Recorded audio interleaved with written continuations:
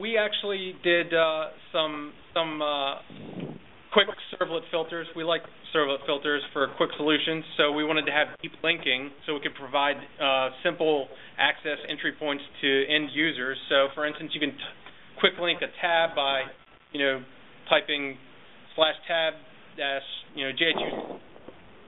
I think that's one, right?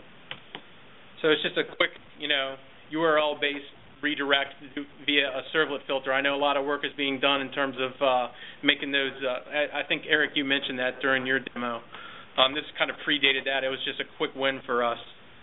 We can also target individual channels. So, for instance, if I wanted to go to my E210, which is our timesheet, you can just go to channel/fname. Oops. Hello.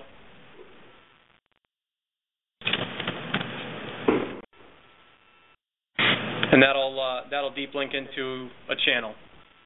So just real simple, quick wins with a servlet filter for those. Nothing, not rocket science. What else do we want to show? Oh yeah, recently I did bring up. We had as you may have heard, the East Coast got slammed with a ton of snow, and during that time, our users were solely reliant on the portal to access Hopkins resources from home by accessing the SSL VPN through the portal. And, we served that up. We had, I don't know.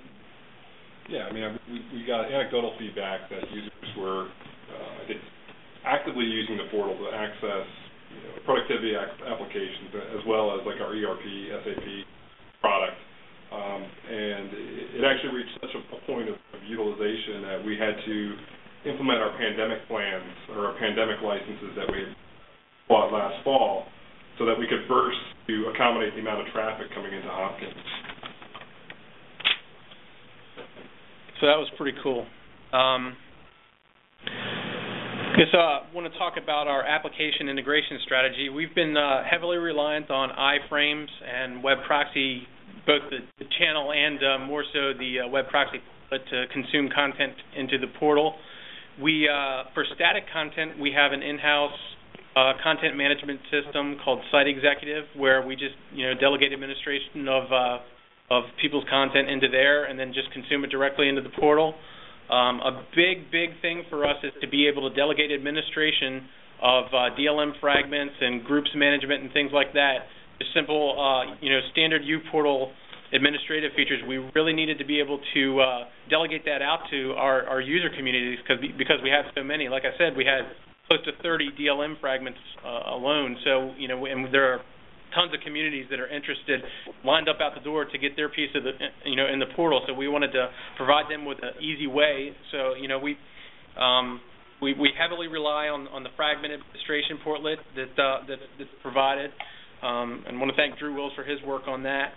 And we've done a lot of work to try to make that experience as painless as possible for non-technical users, because most of the people that are doing the administration of their piece of the portal are not technical at all. So we try to hold their hand as much as we can, but want to give them the tools to enable them to be successful in deploying content to the portal. So like I said, we're doing a lot of web proxy consumption of static content in our CMS. As far as application integration, we're doing we have a lot of Cold Fusion developers in-house that develop applications that go against our directory, things like that, and we do a lot of proxying of content into yeah, I'll go ahead and show the person search, which is a pretty cool app. So it's just in here. We've got autocomplete. So if you want to search for Smith, John, it whittles down to that, and then just displays the results intelligently within here. And we actually implemented a My Contacts kind of listing, so you can add people to your contacts. Just a simple way to manage your contacts at JHU and do search. Anything? No. Okay. So just pretty good integration with applications that are in-house here. We also have a number of bought packages that we've integrated with. So for our calendaring solution, we use a product called Active DataX, and we consume content directly in the into the portal here via, actually it's just a small application that consumes content from database calls to Active Data X. So we've got different flavored events calendars for our different constituencies. So for JHU, they have their own daily events, Jimmy events, and different channels available for that. Our announcements, we have some homegrown announcements that we consume directly into the portal for different constituencies. That's basically it.